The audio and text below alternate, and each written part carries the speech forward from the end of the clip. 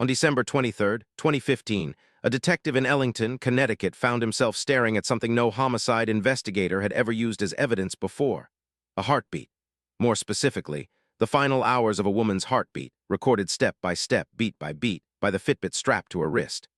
Her husband had called 911 that morning, sobbing, claiming a masked intruder broke into their home and shot his wife dead. He had the injuries to prove it: zip ties on his wrists, cuts across his body. It was a convincing story. But there was one witness he didn't know about, one that never sleeps, never blinks, and never forgets. What it recorded would destroy everything.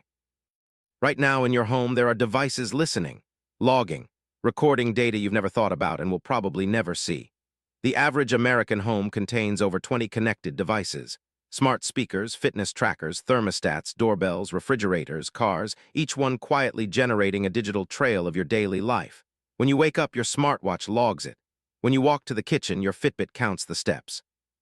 When you ask Alexa for the weather, that request is stored on a server thousands of miles away. None of this was designed for surveillance. These are convenience products, tools meant to make your life a little easier. But over the past decade, they've become something else entirely. They've become witnesses. And in courtrooms across the world, the data from these devices is now doing what eyewitnesses often can't: providing cold, objective, time-stamped truth. This isn't science fiction. This is happening right now. Detectives are pulling evidence from pacemakers, fitness trackers, smart speakers, and car computers.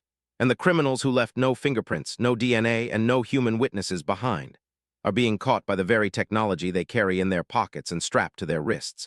What you're about to hear are real cases where smart devices recorded evidence that no detective could have found on their own, each one more unsettling than the last. Because the first doesn't start with a gadget you wear on your wrist. It starts with one implanted inside a man's chest. September 2016, Middletown, Ohio. A man named Ross Compton calls 911 to report that his house is on fire. When firefighters arrive, the home is fully engulfed. Compton tells investigators he was asleep when the blaze broke out. He says he woke up, quickly gathered some belongings into bags and suitcases, broke a window with his cane, and tossed the bags outside before escaping. It sounded plausible until investigators started asking questions. Why would a man fleeing a burning house take the time to pack? Why were the bags so neatly arranged on the lawn? And why did the fire's point of origin suggest it had been deliberately set? Compton was a suspect, but suspicion isn't evidence. Then someone had an idea no one in law enforcement had ever tried before. Ross Compton had a pacemaker, a cardiac device implanted in his chest that monitored his heart rate, cardiac rhythms, and physical activity in precise, time-stamped detail. Investigators obtained a search warrant. A cardiologist reviewed the records and delivered a devastating conclusion. Compton's heart rate and activity patterns were, quote, highly improbable for someone with his cardiac condition who had supposedly woken from sleep, packed heavy bags, broken a window, and hauled everything outside in a matter of minutes. His own heart, the organ keeping him alive, had testified against him. Ross Compton was charged with aggravated arson and insurance fraud. It was the first time in American legal history that a pacemaker's data had been used as criminal evidence. But if a device inside a man's chest could expose a lie, imagine what a device designed to track your every single movement could do. Back to that detective in Connecticut. December 23, 2015. Richard Dabate called 911 from his home in Ellington, telling dispatchers that a masked intruder, a large man dressed head to toe in camouflage, someone he compared to Vin Diesel, had broken into the house. He said the intruder attacked him, tied him up with zip ties, and then went upstairs and shot his wife, Connie. When police arrived, they found Richard in the basement, still restrained with visible injuries, cuts from what appeared to be a box cutter. Upstairs, Connie Dabate lay dead from a gunshot wound. At first glance, Richard's story held together. He was injured. The scene showed signs of a violent struggle. Neighbors hadn't seen anything unusual. But then detectives noticed something small, something most people in 2015 wouldn't have thought twice about. Connie was wearing a Fitbit on her wrist, a simple fitness tracker syncing data to her phone, steps, movement, heart rate, right up until the moment it stopped. The investigators pulled the data, and what they found didn't just raise questions about Richard's story. It obliterated it. Because according to that Fitbit, Connie Dabate took 1,217 steps after the time her husband said she'd been killed. She was still walking, still moving through that house, for more than an hour after Richard claimed she was already dead. According to Richard Dabate, the intruder killed Connie sometime around 9 in the morning. He told police she was already dead by the time he was restrained in the basement. The Fitbit told a completely different story. Connie's device logged continuous movement, walking, climbing stairs, moving through the house until 10:05 a.m., more than an hour after she was supposedly already dead. That wasn't all. Investigators discovered that Connie's Facebook account had been accessed from her phone after the time Richard claimed the attack happened. Her laptop showed activity too. The digital evidence was painting a portrait of a woman who was very much alive long after her husband said she wasn't. And then came the motive. Richard Dabate, it turned out, was having an affair. His girlfriend was pregnant. He had recently increased his wife's life insurance policy. Piece by piece, the story of a home invasion dissolved. There was no masked intruder. There was no camouflaged stranger built like a movie star. There was only Richard and a Fitbit that wouldn't stop counting. Richard Dabate was arrested in 2017. In 2022, he was convicted of murder, tampering with evidence, and making false statements. The device his wife wore to track her morning jog had become the key witness in her own murder trial. And it proved something that would send a chill through every courtroom in America. Your devices don't just track your life. They can timestamp your death. But here's the thing. These devices don't need to be worn on your body to betray you. Sometimes they just need to be in the room. November 2015. Bentonville, Arkansas. A group of friends gathered at the home of James Bates to watch a football game. They ordered pizza, they drank, and at some point late in the evening they made their way to the backyard hot tub. The next morning, one of those friends, Victor Collins, was found floating face down in the water, dead. The medical examiner determined that Collins had been strangled and drowned. This wasn't an accident. James Bates told investigators he'd gone to bed and had no idea what happened. He said he found Collins the next morning and immediately called for help. But as detectives processed the scene, one of them noticed something sitting quietly on the kitchen counter. An Amazon Echo. The Echo, powered by Alexa, is designed to be always listening for its wake word.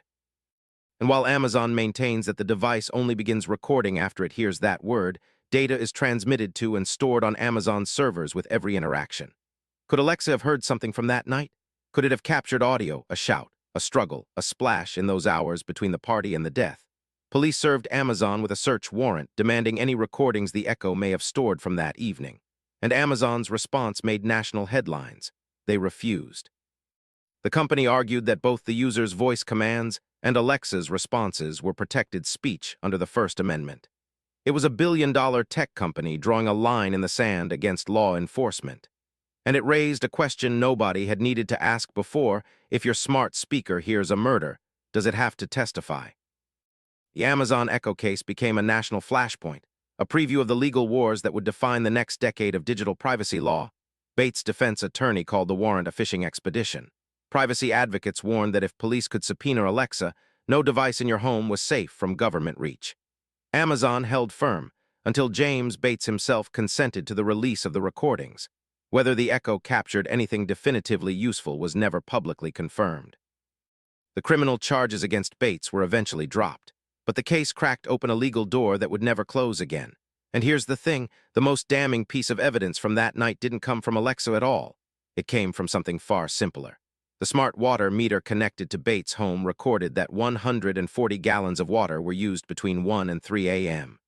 The hours surrounding Victor Collins' death, 140 gallons. That's not someone taking a late-night shower. That's not a load of laundry. Prosecutors argued that someone was washing something away, hosing down a patio, cleaning a crime scene, eliminating physical evidence in the dead of night. A single data point from a utility meter accomplished what hours of interrogation couldn't. It established that something significant happened at that house during the exact window of Collins' death. The involuntary digital witness doesn't always need a microphone or a screen. Sometimes it just needs a water pipe and a timestamp. And investigators were learning fast, because the next frontier wasn't inside the home at all. It was parked in every driveway in America. The modern automobile is a rolling surveillance system, and most people have absolutely no idea. Your car logs GPS coordinates, acceleration patterns, braking force, steering angle, seatbelt status, and the exact moment each door opens and closes.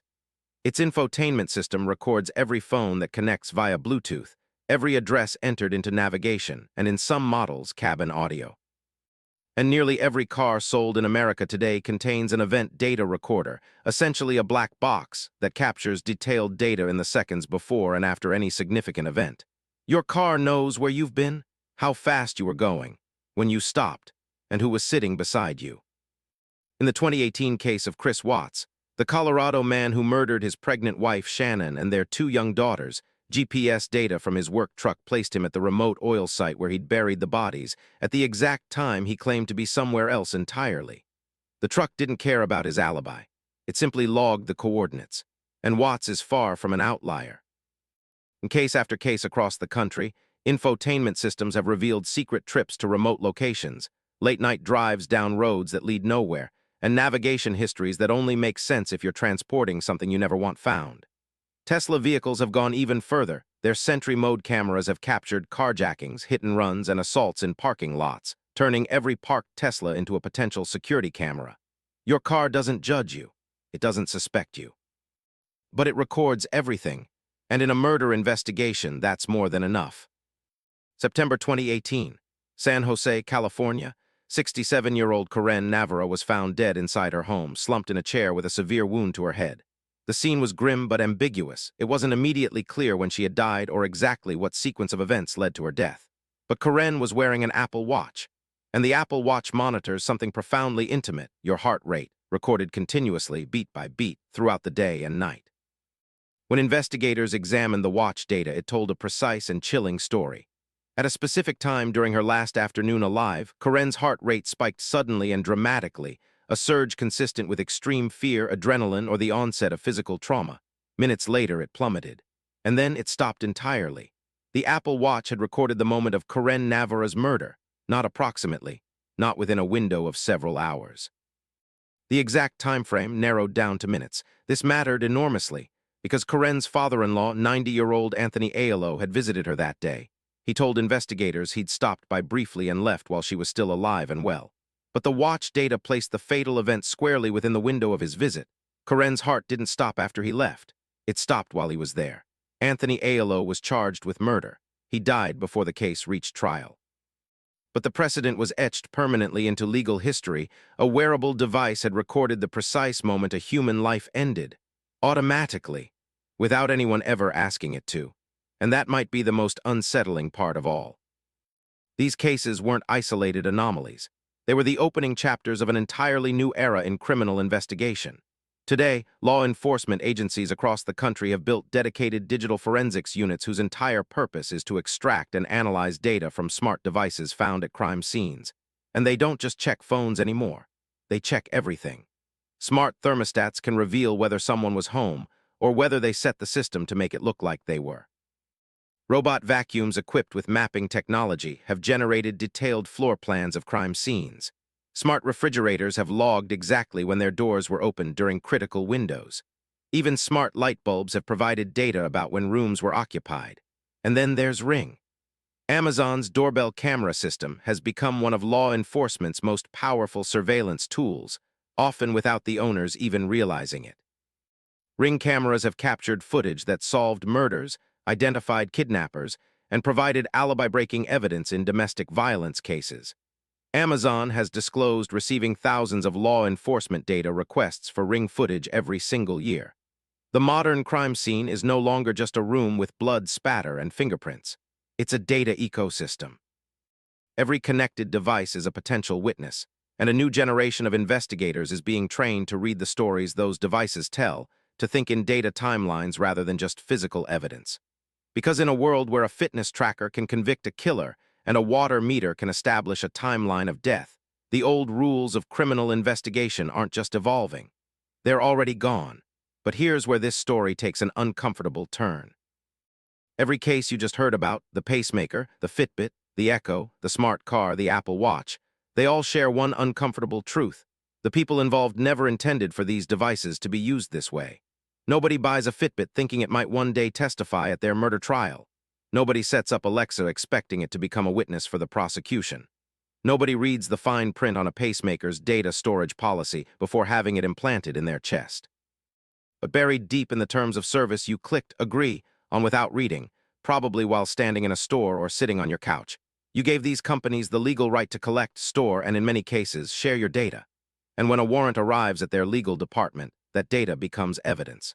The Fourth Amendment protects Americans from unreasonable search and seizure. But does that protection extend to data you voluntarily handed to a private corporation? The courts are still fighting over that question, and the answers so far have been messy, inconsistent, and deeply unsettling no matter which side you're on. Right now, we exist in a kind of golden window. Criminals haven't fully grasped how comprehensively their own devices betray them. Killers still wear their Fitbits to the crime scene. They still talk near Alexa after the body hits the floor. They still drive home in cars that log every mile, every stop, every sudden acceleration. And because of that ignorance, cases that would have gone permanently cold a decade ago are being solved. But the moment that awareness spreads, the moment criminals learn to leave the phone at home, peel off the watch, and unplug every speaker, this golden window starts to close. Until then, the devices on your wrist, in your kitchen, and sitting in your driveway are building a record of your entire life in extraordinary detail. They know when you sleep. They know when you move. They know when your heart races, and they know when it stops. The question isn't whether technology can solve crimes. It already does. The real question is whether we're prepared to live in a world where everything we do, every step, every heartbeat, every whispered question to a speaker on our counter is being recorded. Permanently, just in case. These cases represent just the beginning.